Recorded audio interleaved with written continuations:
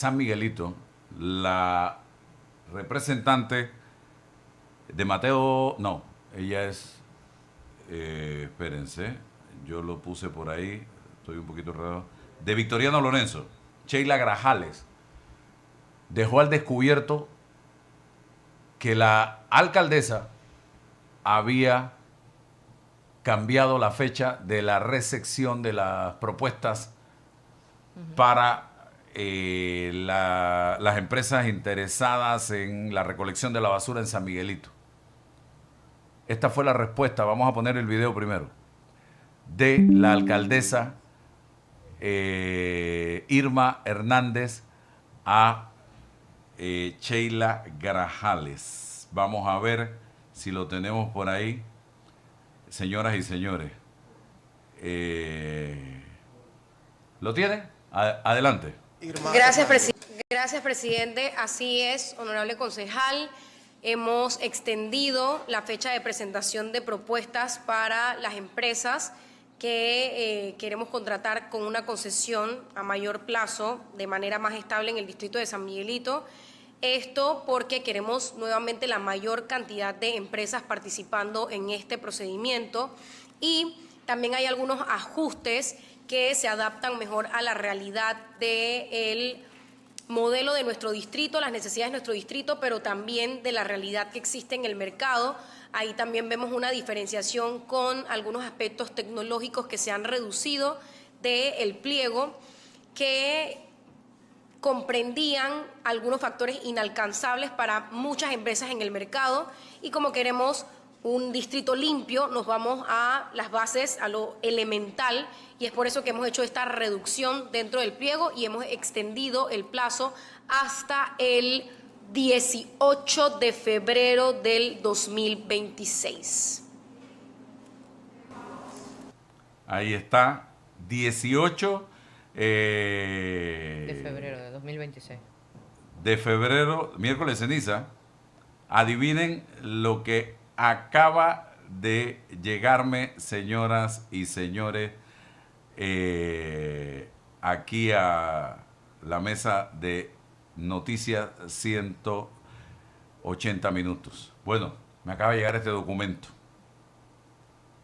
para que ustedes vean lo que yo vengo diciendo, ¿eh? Y el call center, actívese. Pero yo aquí tengo la razón. Aquí estamos llenos de improvisación. Póngase, y está publicado en la cuenta de la alcaldía de San Miguelito y de la alcaldesa Irma Hernández. La alcaldía de San Miguelito informa a toda la comunidad y a los interesados en el proceso de licitación por mejor valor que se mantiene la fecha de apertura de propuestas para el día viernes 19 de diciembre. O sea, mañana, conforme al cronograma establecido.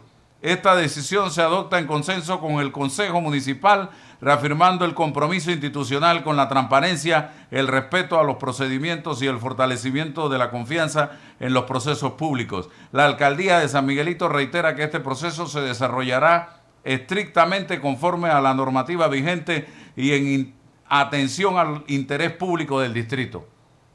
Esto es un paso para adelante, un paso para atrás, hoy una cosa, mañana otra. ¿Eso cuándo lo publicó? Hace una hora. Hace una hora. Hace una hora lo publicó. ¿Qué refleja esto, señoras y señores? La incapacidad para resolver un problema. Ahora ya le habían dicho a las empresas, relájense, que al 18 de febrero es que va a ser este acto de presentación de propuestas, y ahora le dicen a las empresas hace una hora, ¿quién sabe qué hay detrás de eso? No, espérense, va a ser pasado mañana. Ahora sí. Digo, mañana. Mañana.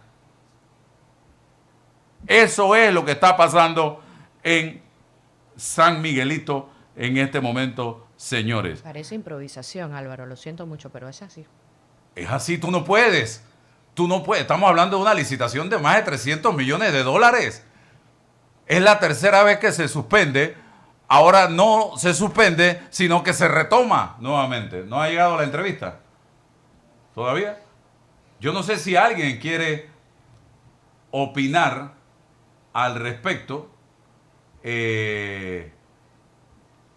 pero esto es inconcebible, señoras y señores. Inconcebible. Busque en todos los noticieros y se dará cuenta. Venga.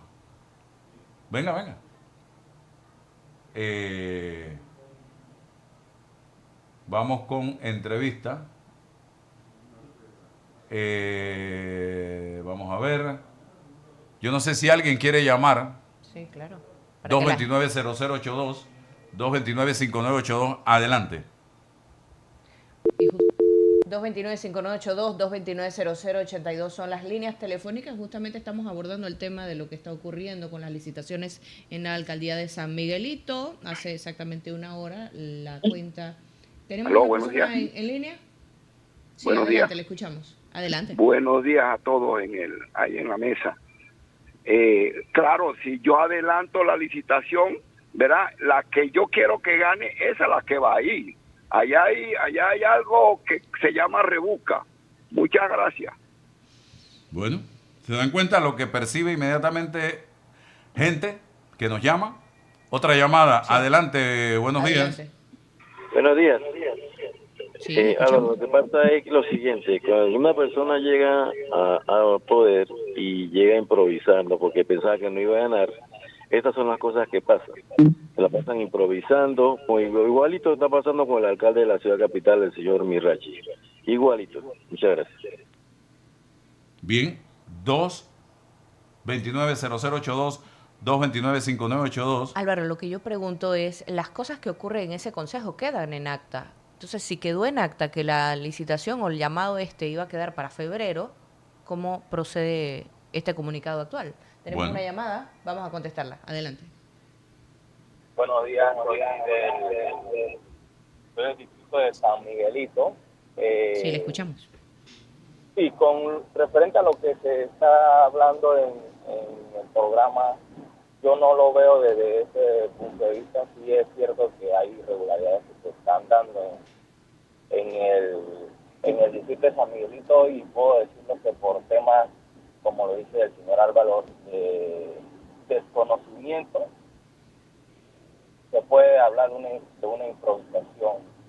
Pero creo y considero como residente del distrito de San Miguelito que creo que se está haciendo el esfuerzo para lograr que algo que lleva años ocurriendo en San Miguelito, que hoy en día no es nuevo, pero que hoy tenemos, se puede decir, una opción de cambiarlo, que no se está muy organizado para que eso se dé. Esto es lo que está ocurriendo en San Miguelito. Pero el objetivo tiene que ser que lo que se ha estado haciendo por años en diferentes administraciones del municipio de San Miguelito logre que se dé un cambio para positivo. Es lo que puedo opinar yo en este caso. Genial, gracias por compartir su opinión, y justamente cuando ocurran esos cambios es que validaremos si realmente esos esfuerzos que usted señala están valiendo la pena, dado que el esfuerzo no se mide, sino las acciones y el resultado es lo que estamos valorando en este momento. Tenemos un comunicado que se ha recién publicado en el Instagram de la alcaldía de San Miguelito, ha sido reposteado por la misma alcaldesa. Y justamente lo que estamos analizando es que riñe con lo que se habló en días pasados en el mismo consejo donde están todos los representantes de corregimiento y donde fue cuestionada la decisión de la alcaldesa de suspender este llamado a todas las personas interesadas de participar en esta licitación. Lo cierto es que el comunicado dice que ahora sí va. Es mañana y se está llamando a todas las personas interesadas en participar a que se presenten, a que presenten el mismo. Justamente estamos recibiendo llamadas, residentes de San Miguelito que quieran opinar, unirse a la conversación en torno a este tema. Los teléfonos 229-5982, 229-0082. Oiga, la basura, un tema conocido, histórico en el distrito de San Miguelito. Cualquier persona que llegue a la alcaldía sabe. de más que ese es uno de los temas cruciales que atender en este populoso distrito. Vamos a ver qué ocurre. Sin embargo, lo seguimos analizando con ustedes. 229-5982, 229-0082 son las líneas telefónicas en este momento habilitadas para que usted se incorpore a la conversación. Denos su opinión, su punto de vista y vamos a valorar, ¿por qué no?, la gestión de los funcionarios que están trabajando en cada una de sus posiciones con dinero público. Adelante, le escuchamos. Adelante, buenos Adelante. días. 229-5982, 229-0082. Adelante, le escuchamos. Sí, buenos días. Algo oscuro hay ahí en ese cosa que ha salido. Que le diga algo. Mire, aquí en Pan de Azúcar hubo la feria y la feria, usted viera cómo se hicieron pupú en todos los lugares. La basura, tienen más de 15 días que no la recogen. O sea, estamos harto en basura en todas las esquinas. Aquí vamos para el mes que no recogen la basura, aquí en Pan de Azúcar, imagínese. Gracias. Imagínese, van para un mes en Pan de Azúcar que no recogen la basura. Imagínese usted cómo está eso. ¿Cómo está eso? Estamos esperando, teníamos ahí a el presidente del Consejo, el representante Iván Cheribín, Sí. se fue. No habíamos dado el pase porque estaba moviéndose. Vamos a ver. Ahora sí ya está conectado. Encienda micrófono, por favor. Encienda. Mientras atiendo esta última llamada que entró ahí. Adelante, buenas. Aló. Sí, le escucho. Don Álvaro Alvarado Castañeda de la guapísima Lisbeca Lescano. Mire, yo soy otro de la percepción que tengo con estos gobiernos en 90 para acá, que todos van en la rebusca, la coima. Eso de la basura en San Miguelito, mire por dónde vamos, ya vamos para el 18 de febrero. De ahí, pero están buscando a ver quién es el que, qué es lo que hay para mí. Y aquí en todas las instituciones, si es el MOP, yo me acuerdo en aquellos tiempos, estoy hablando del 70 y pico por allá, que la CAN hacía los trabajos, había maquinaria, equipo, después llegó Torrijos con la acción cívica, pero ahora llega un ministro, licitación para allá, y hablan de millones, no hablan de miles, de millones, licitación para acá, y esto aquí no se va a acabar nunca, la maleantería. Lo escucho, hermano. Bien, gracias. Vamos con el presidente del Consejo. Por favor, dele vuelta a la cámara que está en vertical, debe ser ahí, es correcto. Vamos, explíqueme este comunicado que fue publicado en la cuenta de Instagram de la señora alcaldesa y de el municipio o alcaldía de San Miguelito hace una hora, o sea, a las 6:14 de la mañana, 6 de la mañana, donde indica que no va a ser el 18 de febrero, después de que eso es lo que se comunicó y publicamos todos los medios de comunicación, sino ahora va a ser mañana, 19 de diciembre. ¿Usted está al tanto de eso o se acaba de enterar? Buenos días, Álvaro, y a tu audiencia, a tu muy selecta audiencia. Definitivamente nosotros en el Consejo Municipal reiteramos el día martes que nos enteramos de la situación que había contestado la alcaldesa, notificándonos que el 18 de febrero era que se iba a correr la fecha como una prórroga en adenda de tiempo para el pliego.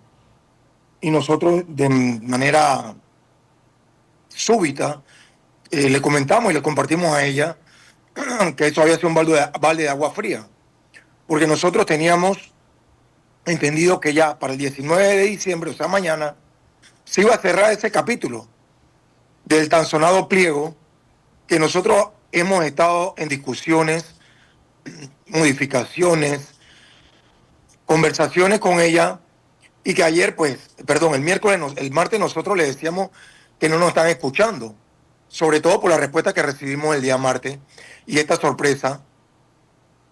Luego de la noticia, nosotros ayer tuvimos una reunión con ella y ahí le compartimos nuestra postura, que era vertical. Nosotros no podemos esperar más tiempo, porque desde el Consejo se propuso una adenda o una segunda opción como alternativa, como contingencia, por cualquier eventualidad del pliego. Y el tiempo nos da la razón cuando la propuesta que nos hicieron del municipio era 3 meses. Nosotros le solicitamos que eso no nos iba a dar en el tiempo, íbamos a tener una situación caótica en el distrito, y le sugerimos 6 meses. Conociendo la situación, con algo de experiencia que ya tenemos en el puesto, porque hay que hacer antecedentes, Álvaro, y que dice la historia. Nosotros desde 2023, yo personalmente, le propuse a la administración que se empezara a gestionar desde ese momento cómo se iban a dar los cambios y que no fuera algo repentino y que no fuera improvisado, que no se tomaran decisiones absolutas o a priori inconsultas. Y precisamente en la administración pasada no nos hicieron caso, pero sí se hizo un acuerdo. Sí, nosotros le solicitamos al alcalde de momento que hiciera estas gestiones. Como no tuvimos resultado, el día 26 de julio del 24, o sea, hace 1 año y medio, nosotros le solicitamos a la alcaldesa y la autorizamos, y nuevamente esta propuesta nació de mí, que se gestionara todo para prepararnos, para que situaciones como esta no se dieran. Sin embargo, los procesos no se han dado en el tiempo, y eso veníamos notificándolos a través del Consejo. Y esto, Álvaro, consta en todas las actas de los consejos, de las sesiones del Consejo, que son públicas y están en YouTube, se subieron a la plataforma. O sea, eso no hay una herramienta para evitar o decir que no. Nosotros hablamos con fundamento, con argumento. Entonces, después de esta reunión, la alcaldesa se comprometió con nosotros que nos iba a dar información antes que amaneciera el día de hoy de cuál era la decisión, ya que nosotros inclusive le mandamos una nota desde el Consejo donde fue firmada por 6 concejales para que no se diera precisamente este comentario político de que hay vertientes políticas que están metiendo mano. No. Todo lo que los acuerdos que se han presentado en el municipio de San Miguelito y que nos llevan al Consejo son aprobados, y son aprobados en su mayoría por unanimidad. Lo que quiere decir que aquí no hay un tema político, aquí hay un tema de solamente lógica, entendimiento, consenso, que este tema específico, que es el tema más importante, no se había llevado a cabo en consenso. Y ese fue el reclamo que le hicimos genuino a la alcaldesa, y para el día de ayer ella se iba a comunicar con nosotros durante la noche para darnos la información, porque ella se va a reunir con su equipo. Ayer el equipo no se pudo reunir con nosotros porque se lo solicitamos, que tenían una reunión precisamente con el SENA del tema de la contratación directa que estamos haciendo con las 3 empresas, con el plan de contingencia. Y esta es una contratación que se da precisamente por esta continua llamado a atención que hicimos en el Consejo, porque ¿cuál alternativa tiene? Si el pliego le pasa algo, que evidentemente pasó, ¿qué vamos a hacer? ¿Qué alternativa le vamos a dar a la comunidad? Gracias a Dios nos escucharon, y hoy tenemos en camino, porque todavía dependemos de terceras personas, en camino esta contratación directa de 3 empresas para que cubran las 3 zonas, que a nuestro entender es darle seguimiento, y yo creo que de una manera más puntual, a lo que hacía la empresa saliente. Álvaro, aquí no hay un tema político, aquí hay un tema de necesidad. Yo soy residente de San Miguelito desde hace más de 50 años. Y yo he venido sonando cada una de estas banderas por necesidad de la comunidad. Aquí no hay un rejuego que nos estamos reuniendo para ver quién tiene ventaja política o ventaja de alguna índole. Que la comunidad tiene que estar completamente segura y confiar que, por lo menos desde mi plataforma, como representante de Rufino Alfaro, presidente del Consejo, aquí no se va a permitir ningún tipo de intervención política, y aquí lo hemos manifestado. Aquí han tratado de manipular esta situación, inclusive algunos representantes han tratado de manipularlo, de la coalición. Sin embargo, nosotros nos hemos mantenido vertical, no hemos contestado esos ataques, porque se suponía lavarse la cara o lavarse las manos con actuaciones de 2019, cuando el 2019 la empresa no presentaba ningún tipo de conflicto, por lo menos en mi corregimiento, y cuando me hicieron la consulta, yo tenía que contestar realmente la sinceridad. En mi corregimiento no había problemas en el 2019, 6 meses después de entrar al cargo por primera vez. En el 2022 nosotros empezamos esta lucha y empezamos a mover cada una de las vertientes del Consejo y lograr que en el consenso se escuchara mi propuesta, que era empezar la gestión de cómo íbamos a liberarnos nosotros de esta empresa. Repito, no se escuchó directamente nuestra propuesta, se hizo algo, pero no contundentemente se le dio respuesta. Hace 1 año y medio le planteamos esto a la alcaldesa y hoy tenemos la situación o las consecuencias de no escuchar.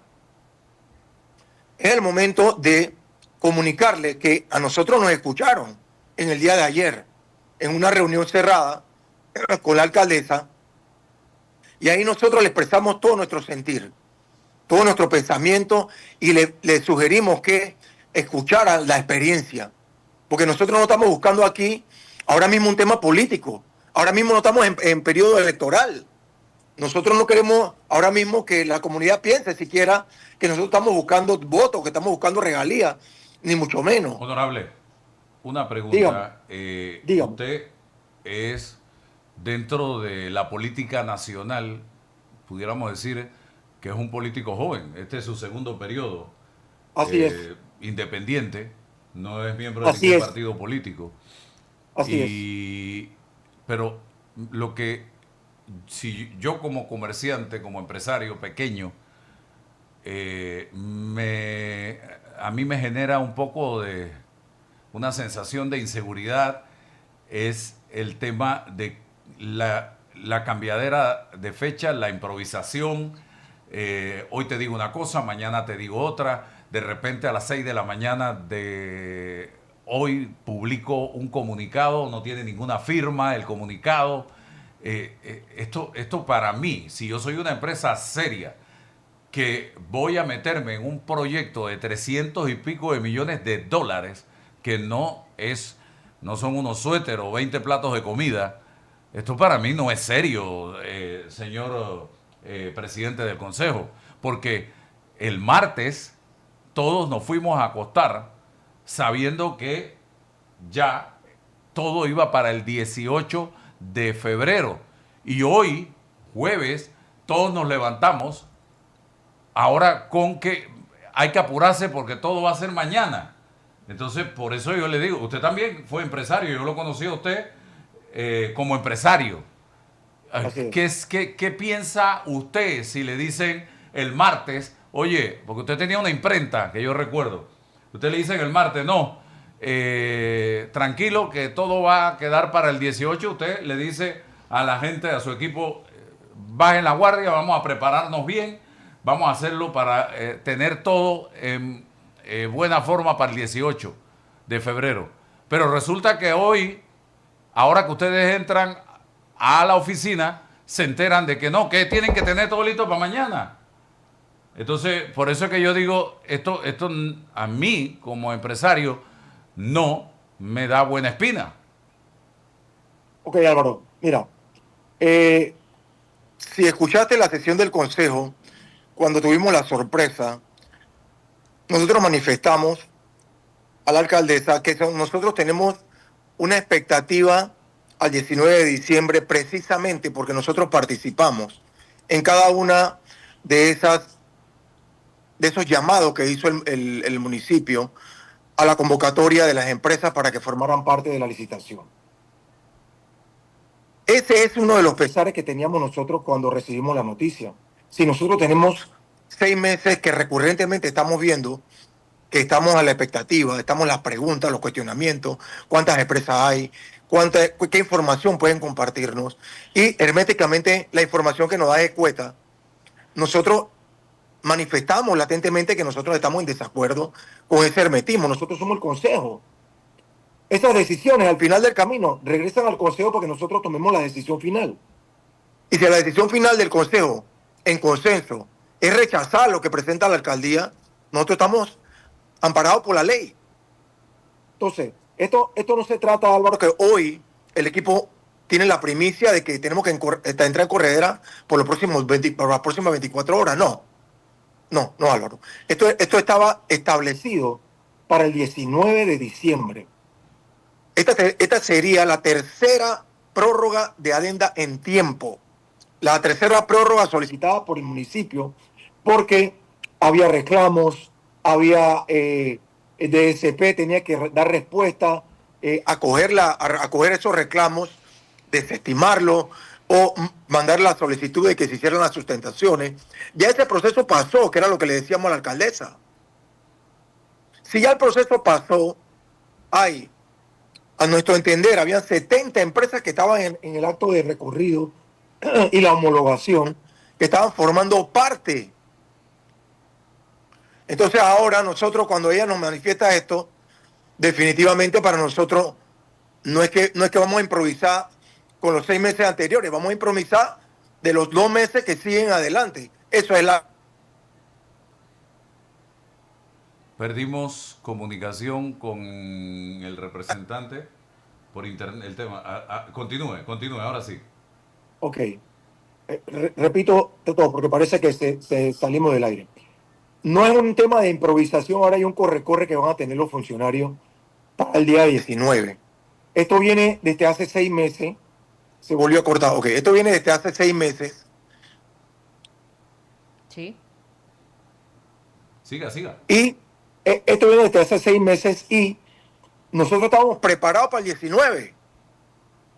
Yo creo que el corre-corre empieza después del 19 para el próximo 18 de febrero, que era lo que le decíamos a la alcaldesa. ¿Qué la llevó a ella improvisar a cambiar esa fecha y de esa manera? Porque el martes, si no es por Sheila Grajales, no nos enteramos de que la alcaldesa había cambiado la fecha.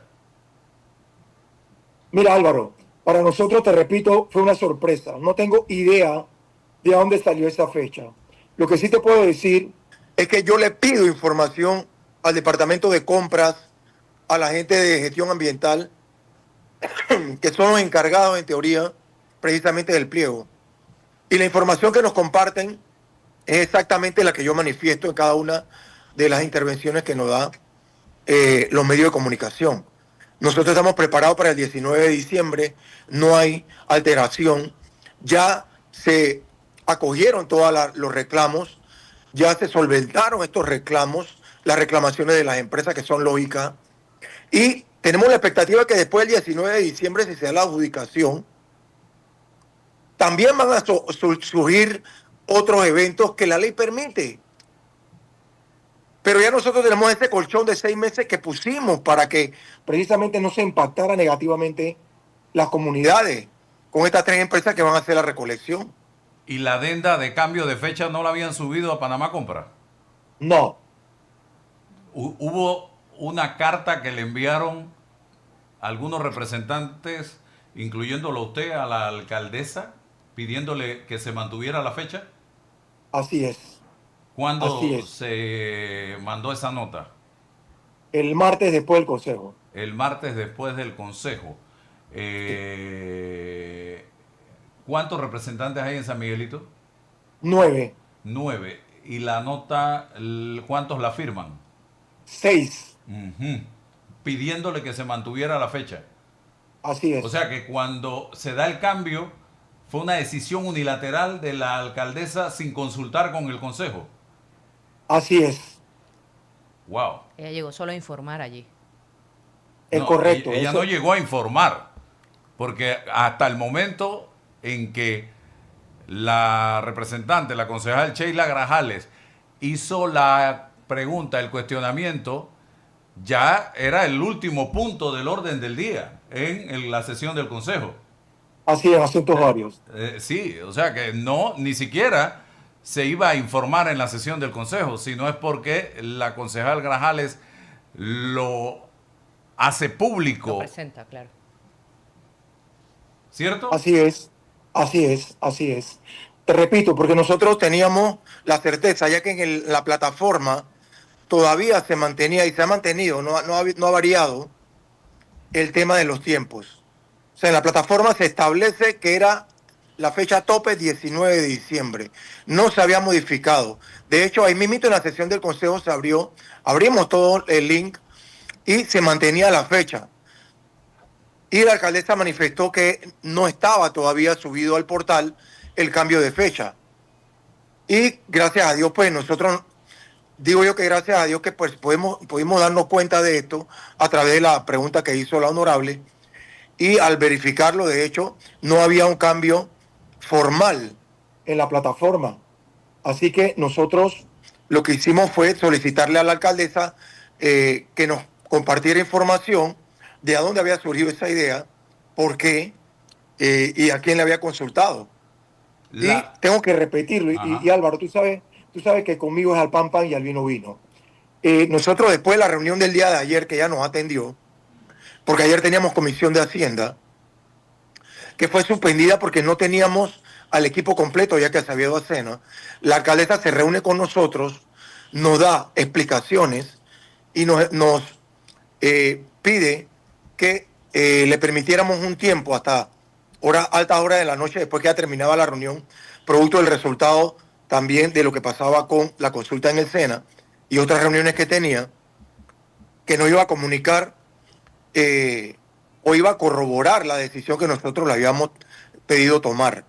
En esta reunión, en su mayoría los concejales estaban de acuerdo en que se mantuviese la fecha. Y ahí expresamos cuáles eran las consecuencias de que pasara algo con la fecha para el 19 de diciembre. En teoría, Álvaro, no pasa nada. O sea, si hay alguna modificación, cambio, si pasa algo en el pliego, nosotros tenemos 6 meses para darle continuidad a esta misma situación, que es lo que a nosotros nos interesa. No, definitivamente lo que llama la atención es que ustedes se reúnen el martes con ella y no es hasta hoy jueves a las 6 de la mañana que se publica la decisión de retomar la fecha, cuando ayer todos los medios de comunicación y nosotros el martes publicamos lo del cambio de fecha, cuando debió haberse hecho ese mismo día en horas de la tarde después de la reunión con ustedes. Y lo otro que estoy viendo, ya tengo a Aurelio Barría ahí en sala, es que ahora están publicándose videos en donde se está culpando a los representantes del problema de la basura, que no están recogiendo la basura. Yo no sé si esto es responsabilidad de los representantes de corregimiento. Totalmente rechazo cualquiera de esos videos y yo lo rechazo con argumento. Nosotros somos electos para gestionar, para tramitar y para exigir y fiscalizar a esas empresas que tienen contratos con la institución llamada Alcaldía de San Miguelito que haga su trabajo. A nosotros no nos eligieron para recoger basura. Que nosotros seamos el brazo de respaldo para que la comunidad no pase por una situación de salud, esa es otra cosa. Pero no es nuestra labor directa recoger los desechos. Hay una empresa que tiene un contrato vigente que cobra por eso. Y nosotros no podemos hacernos de la vista gorda, ni en el pasado, ni en el presente, ni en el futuro, de hacerle el trabajo a una empresa que está cobrando cuando nosotros somos precisamente el ente fiscalizador para que a ellos se les pague, se les dé seguimiento, o en este caso, para el contrato que viene, tomar decisiones certeras de que rescindamos esos contratos y busquemos otra alternativa, entonces, si no cumplen con su trabajo, que es la recolección de desechos.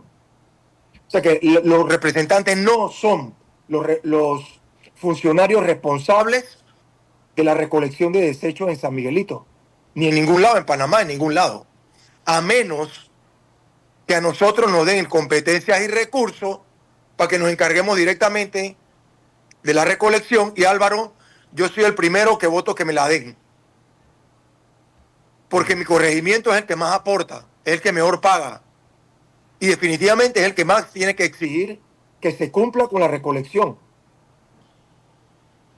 Ok, bueno, gracias al presidente del Consejo Municipal de San Miguelito por compartir con nosotros Iván Cheribín en la mañana de hoy, hablando de este tema, de la basura y del cambio de fecha y de retomar nuevamente la fecha que se había planteado inicialmente, y va a ser entonces mañana para que todas las empresas, ¿cuántas son hasta el momento? ¿O mañana podrán llegar todas las que quieran?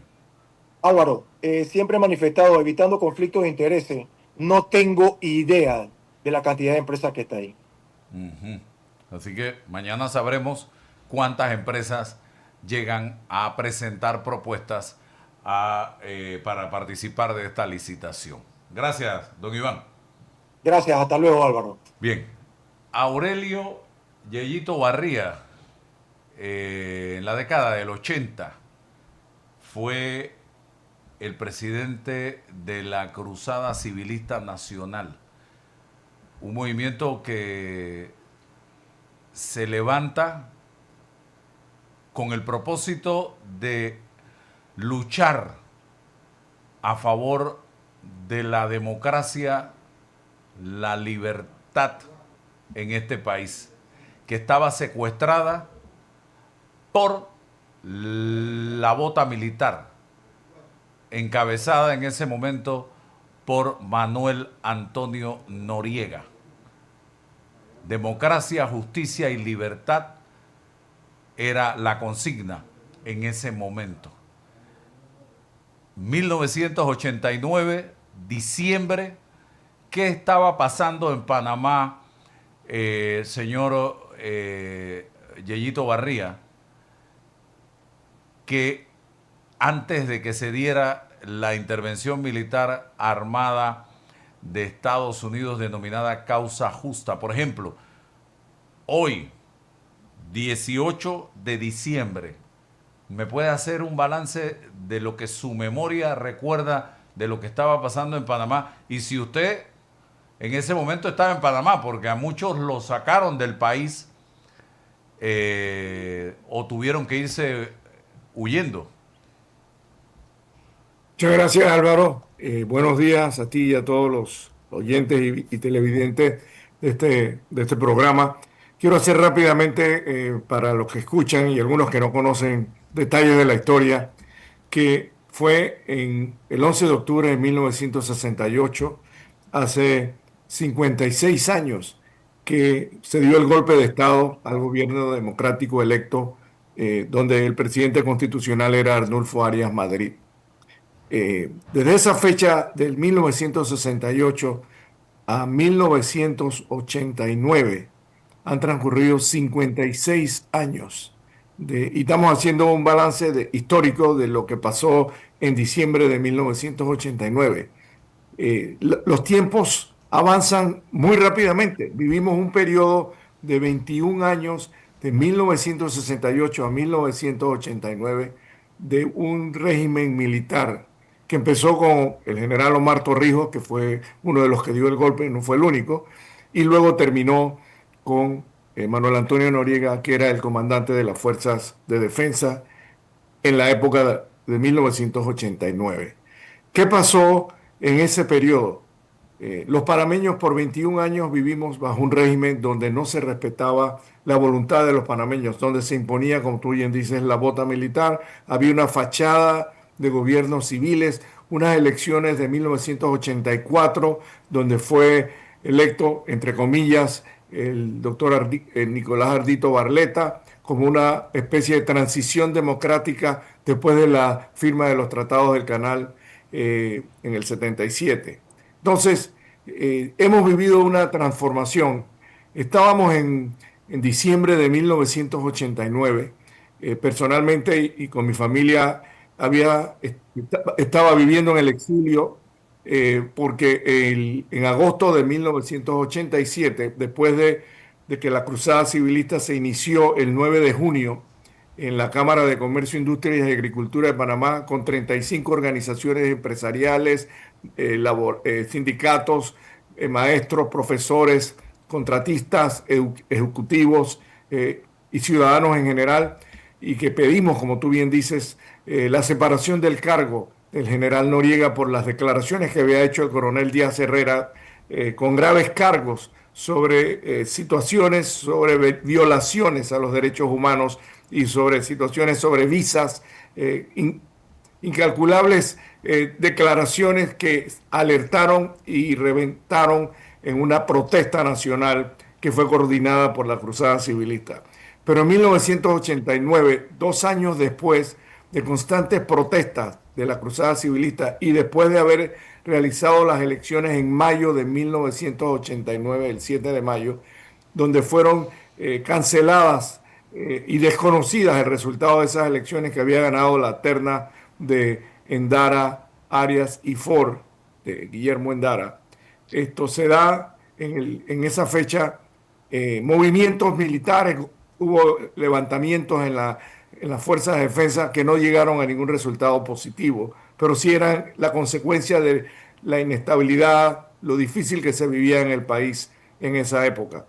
2 días antes empezamos a ver movimientos de tropas y de aviones que venían a hacer aparentemente un ejercicio militar en lo que era la llamada zona del Canal y en las bases militares americanas que estaban en este territorio. Sin embargo, siempre había la expectativa y la gente decía: aquí no va a pasar nada, aquí no va a pasar nada, algo así como lo que está hoy día sucediendo en Venezuela. Y en la noche del día 20 de diciembre... Del 19, noche del 19. Sí, perdón, la noche del 19, tienes toda la razón.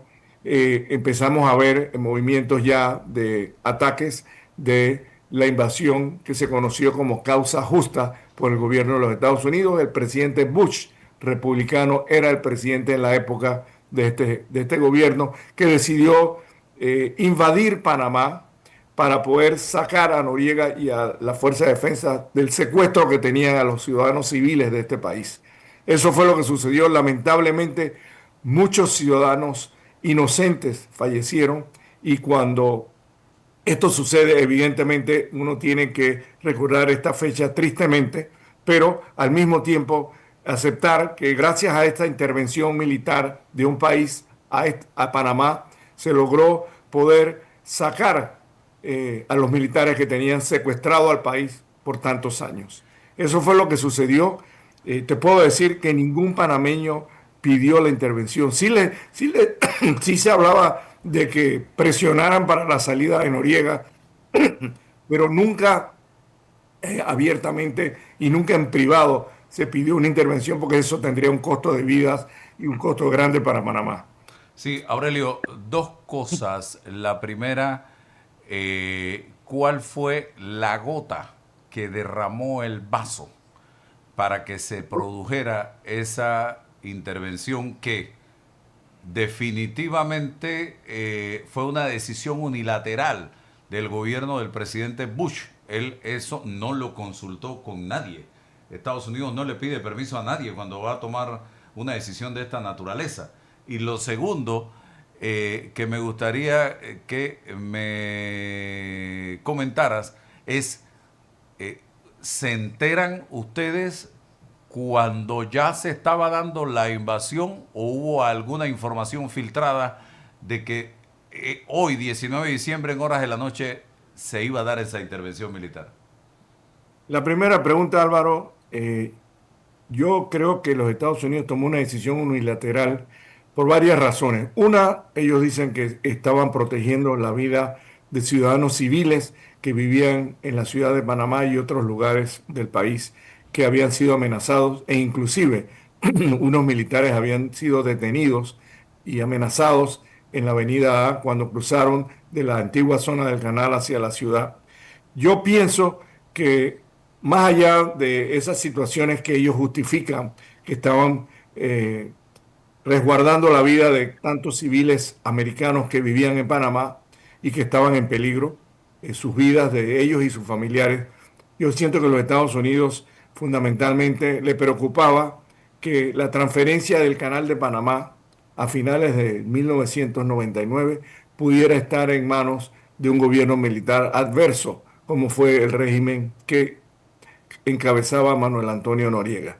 Y yo creo que esa fue una de las razones. En Irak fue el petróleo, en Panamá yo siento que el tema del canal y que este estuviera en manos de un gobierno adverso que tenía relaciones con Cuba, que tenía relaciones y estaba amenazado de estar vinculado al narcotráfico y el lavado de dinero, iba a ser un problema grave más adelante. Y siento que sí, tomaron en cuenta las protestas de los panameños, pero eso no fue lo fundamental para la decisión unilateral que tomó el gobierno de los Estados Unidos para invadir el 19 de diciembre de 1989 a este país, a nuestro país. El otro tema, ¿ustedes en qué momento se dan cuenta? ¿Tenían algún grado de información los que estaban fuera del país? Nosotros fuimos informados que habían ejercicios militares. Ya habían existido varios ejercicios militares durante el periodo donde los norteamericanos, desde sus bases militares, tenían movimientos y ejercicios. Pero fue realmente en el momento de que se dan los primeros ataques que nosotros nos enteramos, porque esto estaba siendo anunciado desde los Estados Unidos en los medios, que había movimientos de aviones saliendo de las bases militares de Texas y otras bases militares viajando hacia Panamá. Pero bueno, todo el mundo pensaba que era un cuento más, que era un ejercicio más y que nunca iba a pasar. Y evidentemente pasó lo que no esperábamos que iba a pasar y que termina con que Noriega se entrega y se esconde y se entrega en la Nunciatura Apostólica cerca del 24 de diciembre. Esas fueron las realidades de esa fecha y ahí fue donde sencillamente se capturó, fue entregado a las fuerzas militares de los Estados Unidos y él salió voluntariamente a entregarse lo recogieron en el campo de fútbol en el antiguo Colegio San Agustín y desde ahí salieron los helicópteros con Noriega dentro de ellos. Otra pregunta, ¿Noriega pudo haber evitado esa invasión? Totalmente.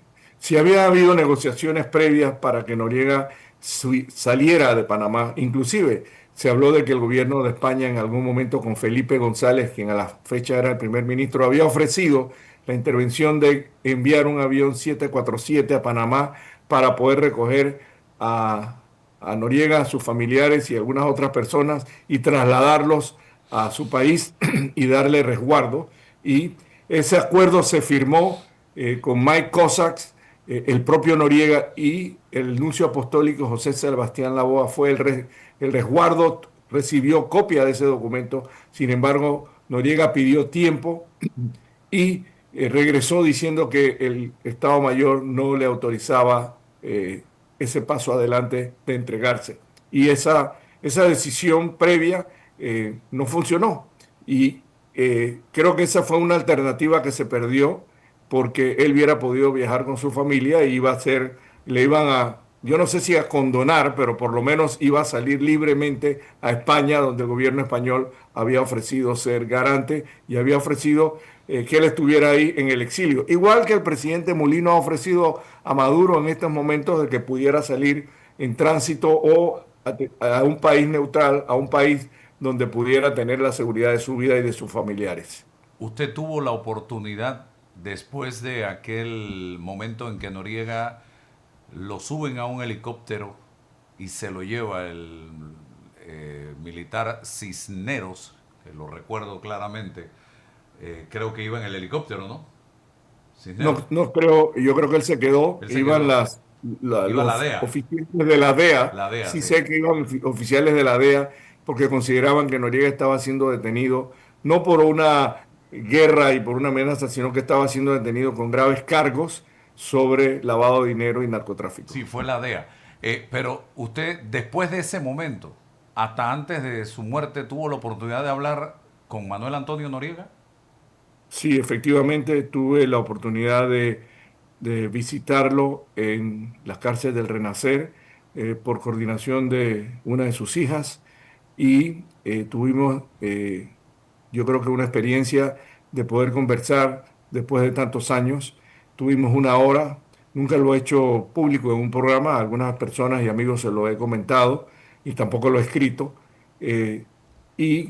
Conversamos, él estaba en una situación de salud delicada porque tenía que realizarse una operación en la cabeza Y entre las cosas que hablamos fue el tema de que se tomaron decisiones y que fue él responsable de esas decisiones, aunque no dio la orden, como en varios casos, el caso de los militares que fueron ejecutados en Albrook, el caso de Gallegos, y él me dijo que quizás hubiéramos tenido la oportunidad de haber dialogado antes. Yo le mencioné que ese diálogo no se dio porque sencillamente esa reunión que se citó fue hecha por la Embajada de los Estados Unidos en la residencia del embajador a la fecha, y que nosotros en la Cruzada Civilista habíamos decidido que esas reuniones tenían que ser en un terreno neutral, con un válido interlocutor como era el nuncio José Sebastián Laboa. Ir a la Embajada de los Estados Unidos nos exponía a nosotros y tenían a él directamente de que ellos fueran las personas que estuvieran interviniendo o mediando en la solución del problema directamente. Ok. Dentro de esa conversación, ¿usted vio algún grado de, no sé, arrepentimiento por parte del señor Noriega? Casualmente, Álvaro, casualmente, tú recordarás que días antes él hizo unas declaraciones, creo que te dio unas declaraciones a ti. Correcto. En la cual aparentemente pedía perdón por lo que había hecho. Y yo le comenté al principio, ese fue uno de los temas, que verdaderamente no había sido percibido como un arrepentimiento. Para poder perdón uno tiene que sentir arrepentimiento de los hechos y los actos realizados durante su gestión. Y que si bien él había leído un texto, que después me dijo que había sido recomendación de hablar vía un texto y no hablar espontáneamente, le dije, pues realmente yo siento y muchos ciudadanos sienten que no hubo un arrepentimiento en sus palabras, y lo exhorté a que lo hiciera de nuevo en tu programa o en tu entrevista, y que quizás eso tendría otro significado y fuera aceptado de otra manera. No sé si en el fondo él verdaderamente tenía un arrepentimiento, un perdón por lo que había hecho sufrir a Panamá y a los panameños. Sin embargo, esa entrevista que tuvo la intención de proyectar eso, quizás no tuvo el resultado que se esperaba. Ok. Similitud de lo que está pasando en Venezuela con lo que estaba pasando en Panamá en ese momento, señor Barría. Bueno, son tiempos distintos y países y poblaciones distintas en circunstancias muy parecidas. Estamos en una real confrontación con un régimen que es acusado de muchos delitos, inclusive relacionados con narcotráfico y lavado de dinero. Igualmente como era el caso de 1987 al 89 en Panamá. El régimen, si bien el régimen allá tiene una careta democrática con un gobierno civil, también violentaron las elecciones que se dieron y desconocieron el resultado, donde los venezolanos escogieron a Edmundo González y a María Corina Machado como sus nuevos gobernantes, y ellos cancelaron las elecciones y lo desconocieron. Esta situación se dio porque en Panamá se desconoció el resultado de que Endara, Ricardo Arias Calderón y Billy Ford habían sido la terna electa en las elecciones de mayo de 1989. El paso de si va a haber una intervención militar o no, yo siento que la presión sigue creciendo, se está aislando, hay decisiones fuertes que se han tomado. Yo creo que lo que se quiere evitar o lo que se busca es que haya la posibilidad de que dirigentes o gobernantes del régimen venezolano abandonen el país y permitan el regreso de la democracia, reconociendo los resultados de la voluntad popular expresada en las elecciones, cuyas actas se encuentran en Panamá. El gobierno de Panamá ha sido consecuente y ha apoyado, porque recuerda esa experiencia, y yo creo que Mulino, que vivió las circunstancias de 1989, está haciendo lo correcto en cuanto a que Panamá sea depositario de las actas y que se exija el reconocimiento de la voluntad popular expresada en esas elecciones. ¿Qué va a pasar en los próximos días? Es una gran incógnita. Ojalá se evite un derramamiento de sangre y que voluntariamente el gobierno de Maduro, que se ha impuesto porque no tiene reconocimiento de la voluntad popular, abandone el gobierno. Ok. En ese momento, la consigna era justicia, libertad y democracia. Justicia y libertad son pilares importantes dentro de la democracia. Yo le pregunto hoy a Aurelio Barría, ¿estamos realmente viviendo en una real democracia en Panamá o todavía hay tareas pendientes? Y si todavía hay tareas pendientes, ¿cuáles serían, señor Aurelio Barría? Álvaro, yo sí considero que hemos avanzado significativamente de un régimen militar a gobiernos civiles desde 1990 que se han escogido nuevos gobernantes. Creo que son casi 8 en Dara, Valladares, Moscoso, Torrijos, Varela, Cortizo Martinelli. Y ahora Molino. Y Martinelli en el 2009. Sí, han sido electos por los panameños, con algunos con unos porcentajes relativamente bajos, con 30 y tantos %. Sin embargo, la democracia no es perenne, sino tiene que ser permanentemente atendida, defendida, rescatada y fortalecida. Sí tenemos mejoras significativas en lo que es la libertad. Antes no podíamos tener estas oportunidades de hablar en los medios y poder criticar o poder cuestionar lo que se hacía en el régimen militar. Sí ha habido mucho avance en las libertades en el país, pero en el tema de la justicia hemos estado rezagados. Yo creo que tenemos una nota baja para hablarlo en sentido educativo de las escuelas, porque todavía tenemos unos grados de impunidad muy altos.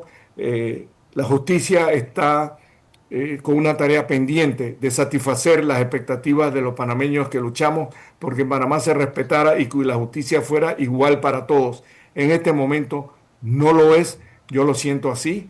Hay jueces que sencillamente toman decisiones que no son comprendidas y no son aceptables, pero bueno, son las realidades. Yo creo que tenemos una tarea pendiente en el tema de la justicia. En cuanto a democracia, sí hemos electo gobiernos. Hay el debate, tenemos una asamblea donde hay 20 y tantos jóvenes nuevos que se incorporan. Todos los gobiernos, todos los países han tenido situaciones. Hoy día nuestros problemas fundamentales que aquejan a esta población, porque en 1968 éramos 1.400.000 los panameños, en 1990 éramos 2.4 ciudadanos y ahora somos 4.5 millones de ciudadanos. Los tiempos cambian, las necesidades crecen y la población aumenta. En este momento tenemos una grave crisis. No es problema de la justicia solamente, hay libertad, la democracia pues se está construyendo y yo siento que el presidente Molino, que vivió y fue parte de la cruzada civilista, está haciendo un gran esfuerzo. Tiene cuestionamientos y eso es parte de la democracia. Tenemos que cuestionar cuando el gobierno no hace las cosas correctamente o toma decisiones que no se ajustan a las expectativas. Eso es democracia. Eso no quiere decir que estamos en contra de la persona que representa el presidente a todos los panameños y su gobierno. Hay que felicitarlo cuando hace las cosas bien. Por ejemplo, el haber fortalecido el sistema de libertad y de que sencillamente haya reconocido a un gobierno electo en Venezuela, como Edmundo González, y que haya participado en el reconocimiento a la lucha que ha tenido adelante María Corina Machado. Positivo. Aquí si hay cuestionamiento, que si el traje, esas son pendejadas, perdón, esas son cosas que de las circunstancias. Lo fundamental que en este país necesitamos, Álvaro, es darle educación a la juventud. Los tiempos han cambiado, la tecnología ha avanzado notoriamente, la educación no es la misma, los puestos de trabajo que estos jóvenes van a tener en el futuro no se han creado. Entonces necesitamos darle una mejor educación, fortalecer el sistema y además preparar mejor a los profesores y maestros, mejorar la salud, que es fundamental, proveer las fuentes de trabajo. Se han dicho que una de las necesidades prioritarias es que podamos generar nuevas inversiones y darle trabajo, pues somos 4,5 millones de panameños, no somos los 2.4 de 1990.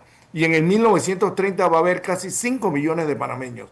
Entonces, ¿qué estamos haciendo para prepararnos hoy hacia adelante?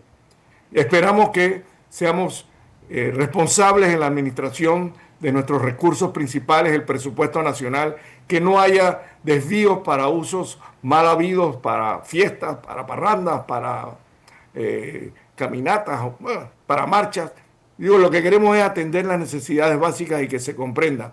Si se han hecho errores, se tienen que corregir. Y yo tengo la esperanza que en estos próximos 4 años que le quedan a esta administración podamos ir mejorando. Va a haber críticas, porque nadie es perfecto, pero sencillamente tiene que haber la voluntad política de escuchar, de aceptar las recomendaciones, las sugerencias, y cuando hay que criticar lo tenemos que hacer responsable y constructivamente. Álvaro. Bien, aquí una persona en redes sociales escribe algo que me llama poderosamente la atención y lo voy a mencionar. Habla de vivir del pasado no lleva a nadie a mejorar. Yo le voy a decir, le voy a dar una respuesta a esta persona. Cuando un pueblo olvida su pasado, las consecuencias pueden ser profundas, a tal grado que se puede repetir y pueden ser muy dolorosas esas consecuencias. Podemos volver a cometer los mismos errores del pasado si olvidamos lo que sucedió. Podemos perder la identidad colectiva como país, señoras y señores.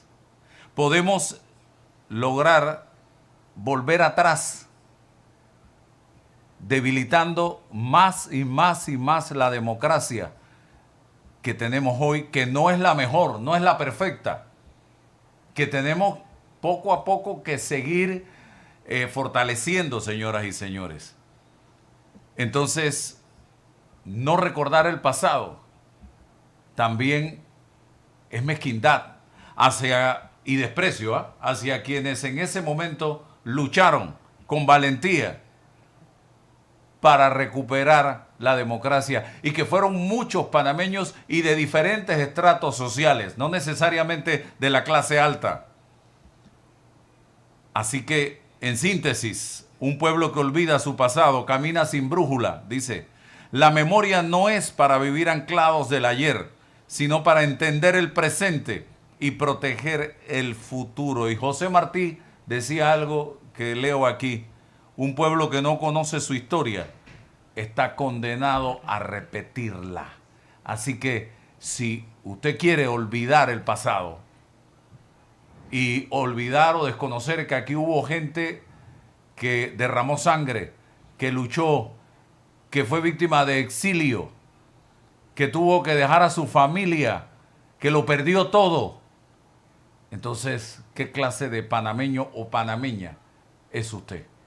Yo aquí me quito el sombrero y le doy mi reconocimiento desinteresado a todos aquellos que se atrevieron en su momento a hacerle frente a la dictadura militar para tratar de recuperar la justicia, la libertad y democracia, tarea que todavía se está haciendo, se está elaborando. Esto es como una plantita, hay que abonarla todos los días, echarle abono 12-24-12, urea, regarla. Así es la democracia. Y la democracia no se atiende con menos democracia, sino con más democracia, don Aurelio Barría. Gracias, Álvaro. Quiero mencionar la referencia que tú haces. Yo puedo comprender, alguna persona puede decir, no podemos manejar hacia adelante mirando solamente el retroprovisor del auto. Bueno, pero hay que mirarlo porque estamos avanzando. Y en este momento yo creo que hay que dar un grado de expectativa. Estamos en diciembre, en un grado de esperanza. Yo creo que tenemos la voluntad. Nosotros, casi 4,5 millones de panameños, podemos construir nuestro futuro porque tenemos todos los elementos necesarios para poder fortalecer y dar las oportunidades a la mayoría de los panameños. Hay que levantarse todos los días con la esperanza y la expectativa de resolver los obstáculos y de seguir construyendo en tu casa, en tu familia, en tus grupos, en tu comunidad, en tu país, porque ese es el legado que le damos a nuestras generaciones, a nuestros hijos y nuestros nietos.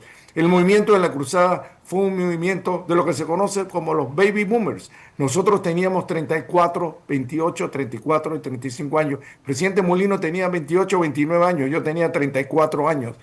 Hicimos lo que pudimos hacer y logramos junto con otros jóvenes, maestros, profesores, abogados, médicos, arquitectos, estudiantes, como fue Castillero en la época, que estaban en la universidad y en las escuelas, unirnos por un propósito, con un objetivo común por el bienestar del país. Sí, a esta nueva generación y a todas las generaciones le corresponde construir, porque esa herencia que se da con mucho sacrificio, igual que se recibe, tiene que ser respetada, tiene que ser responsablemente cuidada y, como tú bien dices, Álvaro, la democracia, los elementos fundamentales no permanecen, tienen que ser mantenidos, regados, cuidados, fortalecidos. Nosotros podemos construir un mejor Panamá. Yo creo que todos estamos en esa dirección. Le pedimos a los gobernantes responsabilidad, le pedimos a los gobernantes respeto, que nos entiendan, que comprendan cuando hay críticas, son constructivas. Y yo creo que si bien hay algunos que se desvían, pues la mayoría queremos lo mejor para el país, tanto en la Asamblea como en el Ejecutivo, y esperamos que el órgano legislativo siga fortaleciéndose y que haya mejor justicia en Panamá, que no haya tanta impunidad y que se le aplique la ley al que roba, al que recibe coima, y aquellos que han sido condenados que cumplan con la ley y que cumplan con la cárcel y que paguen y devuelvan los fondos que han sido mal habidos en este país. Eso es lo que queremos, Álvaro, y en diciembre le quiero desear a todos nuestros conciudadanos que hagan el esfuerzo para que tengamos un mejor año 2026 y unas felices Navidades. Gracias, don Aurelio, que tenga extraordinario día. Buen fin de Muchas semana. gracias y gracias por la oportunidad de conversar, porque no solamente hay que ver el pasado, tenemos que sobre la base del pasado construir un mejor futuro. Y así lo estamos haciendo y te felicito por este programa. Gracias, excelente. Feliz fiesta, feliz Navidad y feliz año.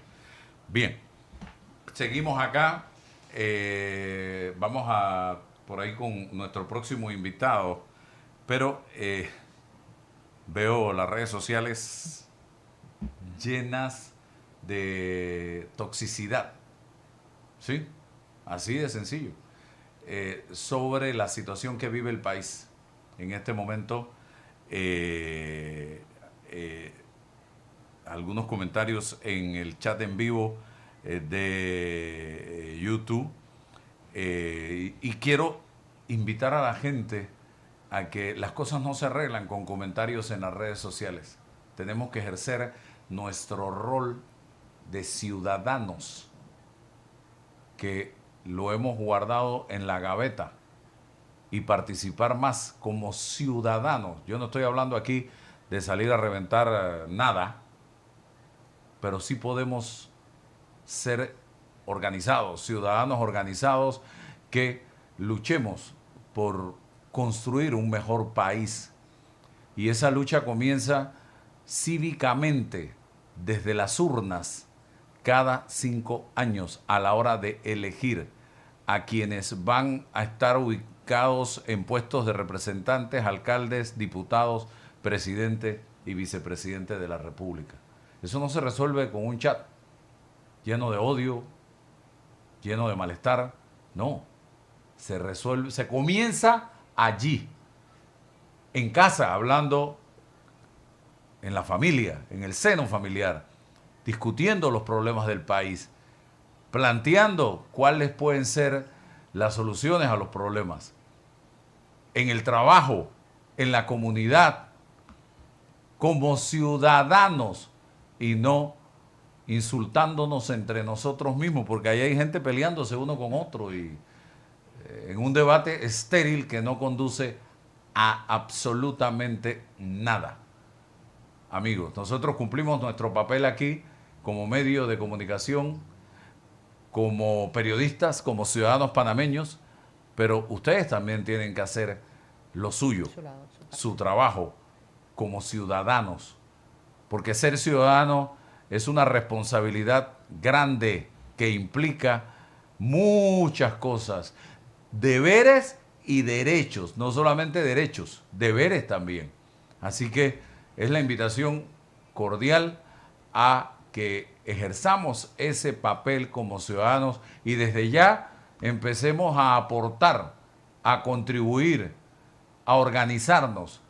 Y dicho sea de paso, el llamado también va para los miembros de los partidos políticos, que no los he visto haciendo absolutamente nada por renovar dichos colectivos políticos que van a tener un papel fundamental en la próxima elección del 2029. Yo no he visto a la gente del Molirena hacer nada, a los miembros, me refiero a los adherentes del partido. A los del PRD, nada, absolutamente. La decisión de quién está allí presidiendo este colectivo la tomaron una minoría hace poco. En el partido panameñista, una minoría, que fueron los miembros de convencionales, ¿no? Los convencionales. Y en el Partido Popular acaban de cambiar también 300, 500 personas, creo que fueron los que cambiaron la dirigencia del partido. Pero la masa, los adherentes, los miembros de los partidos, ¿qué han hecho para que las cosas cambien dentro de los colectivos políticos? ¿Qué han hecho? ¿Qué movimientos internos están haciendo ustedes para que las cosas cambien desde los partidos políticos? No es cuestión de quejarnos solamente, también es cuestión de activarse y participar dentro de las toldas políticas, a ver si este país va mejorando poco a poco. Pero pareciera que, por ejemplo, en el Molirena están satisfechos y contentos con la dirigencia que tienen. En el PRD están felices. Igual en los otros colectivos políticos, que no ha pasado absolutamente nada. Bien, voy acá con la próxima entrevista. Roderick Vergara, de la Cámara Minera de Panamá, porque se planteó hace poco por parte del presidente de la República y también habló el ministro de Comercio sobre el tema de las regalías producto de la venta del concentrado de cobre. Se habla de 30 millones de dólares que serían destinadas a obras sociales en las comunidades. ¿Qué piensa Roderick de este tema?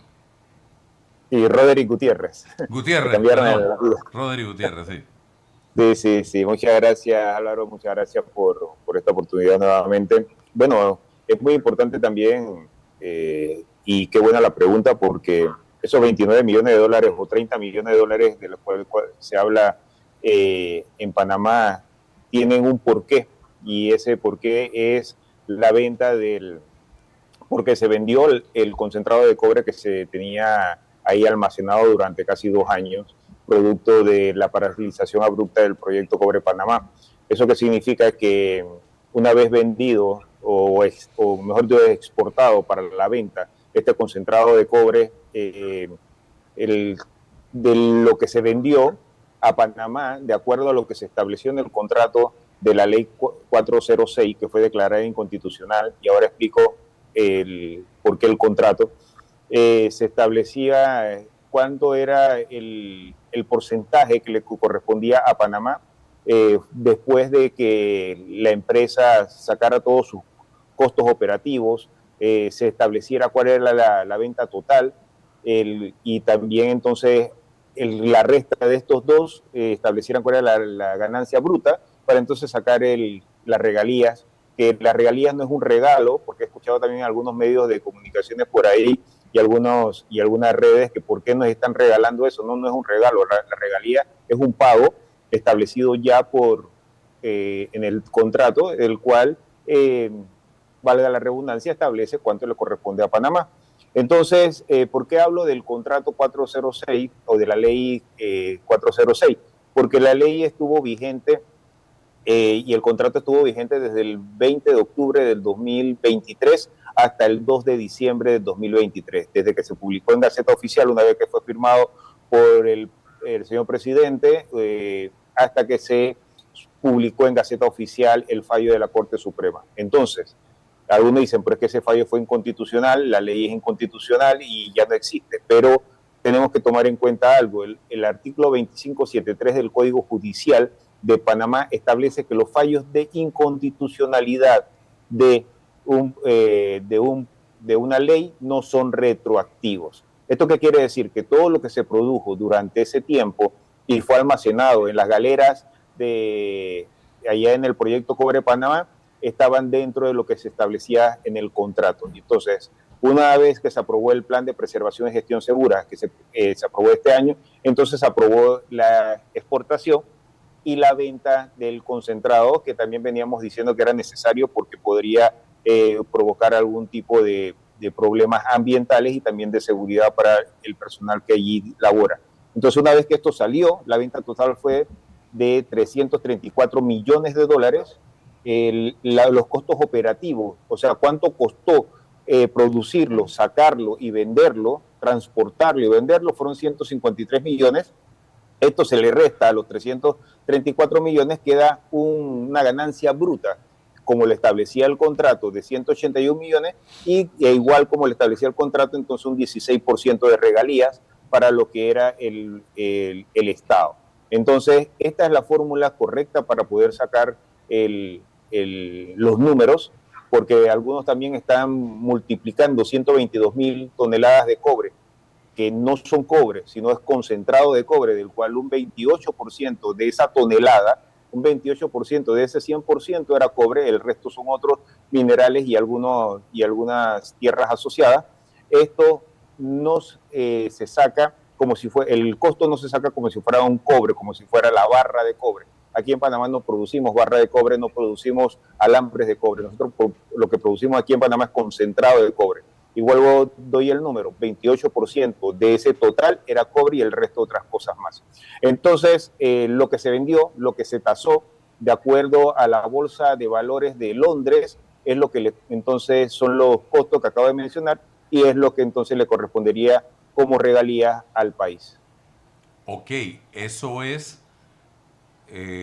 comparativamente hablando, como cuando sacamos petróleo del subsuelo. Exactamente. Eso que sale de ahí no va al tanque de combustible del carro, sino exactamente, que pasa por un proceso de refinamiento donde se va una cantidad a desecho, otra a otro tipo de combustibles, y lo que sale de diésel o gasolina es un porcentaje de ese petróleo. ¿Es así? Correctamente. Mira, ayer me dieron un ejemplo bastante sencillo de entender. Si nosotros tenemos una bolsa de basuras en la casa y nosotros lo que queremos vender es el cartón, nosotros cuando llevamos esa bolsa a la venta de cartón, él solamente nos va a comprar el cartón, que es lo que vale realmente ahí, porque es la mayor cantidad de desechos que hay dentro de esa bolsa. Entonces se separa el cartón, se pesa el cartón y eso es lo que nos pagan a nosotros. Pero eso no significa que la lata que se fue y la botella que se fue dentro de esa bolsa no la van a pagar, que vendría siendo el oro, la plata y otros minerales, también se pagan.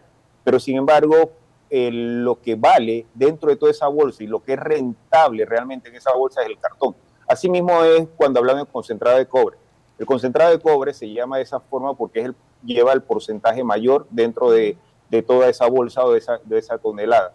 Entonces, aquí no se va en la barra de cobre, por eso no podemos multiplicar 122.000 toneladas por el precio del cobre actual, sino se va concentrado, se separa lo que realmente ahí es rentable y el resto entonces también se tasa y también se paga dependiendo a la cantidad. Pero se explica de esta manera porque los cálculos que están sacando incluso algunos abogados y algunos economistas que están sacando en las redes sociales no es el correcto y es muy importante explicarle a la ciudadanía por qué salen esos 29 millones de dólares, que algunos periodistas también han dicho, y no tengo nada en contra de su opinión, sino que hay que aclarar que si era buen negocio de 334 millones que nos toquen 29, bueno, hay que sacar los costos operativos, cuántos cuesta realmente sacar ese material que viene de una roca gigante que está enterrada, que hay que procesarla y hay que pasarla por varios procesos, valga la redundancia, para poder llevarlo a esa arenilla fina, que es el concentrado de cobre, que es el que se va al barco y posteriormente entonces a la venta. Todo eso tiene un costo. O sea, a nosotros nos están comprando es el cartón, pero almacenar ese cartón, o sea, es tiene un costo, mandarlo hacia afuera, pagarle al barco, pagarle a los laboratorios, pagar todo lo que significa realmente poder llevarlo hasta el lugar donde nos los van a pagar, tiene un costo. Eso se reduce y entonces se establece ese 16%, que es lo que establecía el contrato, que vuelvo y repito, el contrato que estuvo vigente desde el 20 de octubre del 2023 hasta el 2 de diciembre del 2023. Y los fallos, es muy importante aclararlo, para los que dicen que el contrato no existe, si es verdad no existe, pero existió en un periodo de tiempo, y los fallos de inconstitucionalidad de la Corte Suprema de Justicia no son retroactivos, de acuerdo al artículo 2573 del Código Judicial. Señor Roderick, buenos días. Escuchándolo y también escuchando que el concentrado de cobre o el porcentaje que se sacó fue un 28%, usted menciona que hay otras cosas más que también se extrajeron. Y claro, identificando quizás de alguna manera que hay personas que han hecho sus cálculos y que usted dice que definitivamente no son las cifras o no son los montos, etcétera, ¿dónde podemos tener los ciudadanos acceso a una visualización de toda la información que usted nos está brindando? ¿Qué porcentaje es esto? ¿Qué porcentaje es lo otro? ¿Cuánto nos costó el tratamiento, la extracción, etcétera? Toda esa información que usted nos está brindando, ¿dónde la podemos observar? Muy buena pregunta, porque la información la podemos encontrar en las páginas oficiales del proyecto, en este caso Minera Panamá, ahí están publicados, porque todo esto debe ser transparente. Pero es muy importante también que tanto el Ministerio de Comercio e Industria, que representa en este caso al gobierno en materia del tema minero, también lo publique para que podamos bajar esa información de una página oficial. Nosotros como Cámara Minera de Panamá, nosotros siempre vamos a dar la información porque para nosotros es el día a día. Nosotros entramos, buscamos, nos llega la información, nosotros la discutimos, la canalizamos, y ese es nuestro trabajo, eso es parte de lo que es la Cámara Minera de Panamá. Pero para el panameño común, para todo ese panameño que esté interesado en saber exactamente y oficialmente cuál es la fórmula, debe estar en el Ministerio de Comercio e Industria. Está en su página misi.go.pa, ahí lo pueden encontrar para poder, y lo digo de esta forma porque es la información oficial. Si no está en una página web o en una página oficial del gobierno, lo que podamos decir nosotros, a pesar de que tengamos la información, puede ser mal interpretado.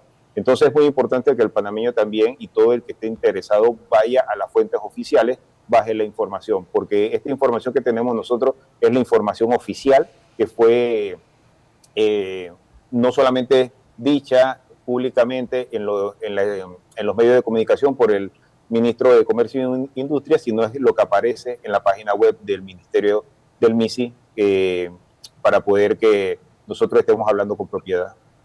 Bien, aquí me pregunta una persona qué pienso yo sobre el tema. Creo que lo he dicho innumerables veces y lo repito, yo no tengo ningún problema en repetirlo y repetirlo y repetirlo.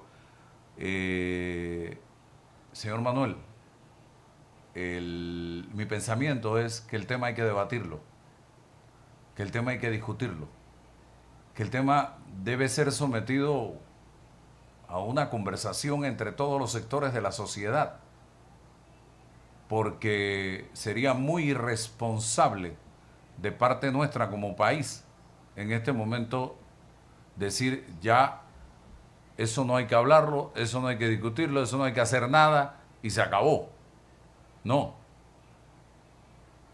El debate tiene que darse entre los distintos sectores, incluyendo gremios, sindicatos, gente promina, gente antimina, políticos, toda la sociedad debe ser parte de esta discusión.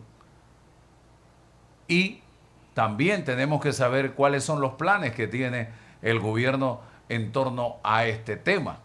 Porque el gobierno puede tener un plan, puede tener un proyecto, pero todo eso tiene que ser motivo de una buena conversación y saber los pros y los contras de ese plan que tenga el gobierno nacional en torno a la mina. Lo que no se puede hacer, repito, es dejar el tema a la libre, a obra y gracia de Dios, y dejar eso allá, porque dejar eso allá, tal y como está, puede ser más costoso y más peligroso para el país. Señor Rodríguez, ¿qué me dice de eso? Si pensamos dejar eso así. Totalmente de acuerdo contigo, Álvaro. La discusión se tiene que dar, pero con respeto y con las pruebas y con los argumentos correctos. Hay que traer la minería al terreno que corresponde. El terreno en donde se tiene que hablar es el terreno técnico, terreno científico y el